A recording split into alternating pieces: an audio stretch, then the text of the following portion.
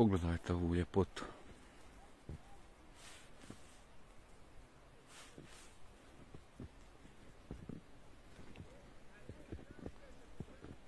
Čovjek prosto poželi da dođe ovdje i da se odmori.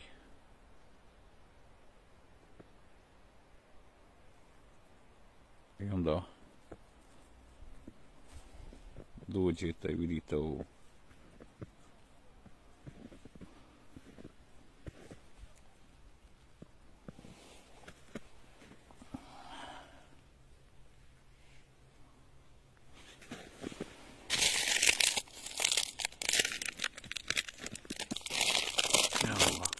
Koji idiot moraš biti da ovo 5 km dođeš iz grada. Dakle, ovdje nema trgovina u selu. Dođeš i da baciš ovdje. Znači, zar ti nije teško kako si došao s autom? Došao si tu da uživaš u prirodi s autom. Evo, dođeš tu, okreneš se i baciš smeće. Šta ti to znači? Koliki idiot, koji glupan moraš biti da ovo uradiš?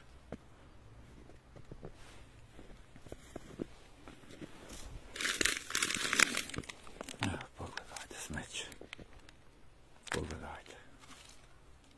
Znači, dođe s autom ovdje, dođe s autom tu, odmara se, uživa i onda samo baci tu kod da mu je ovo ovdje kanta za smeće.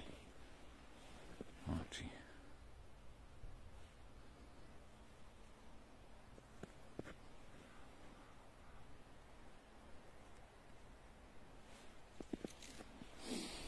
ja ću ovo sad ponijeti, baciti u kantu za smeće, pošto neki izgleda ne znaju gdje se kante za smeće nalazi, pa ih ostavljaju ovako po ovim mjestima gdje treba da se uživa, odmara i opušta. Ovo je stvarno, pogledajte.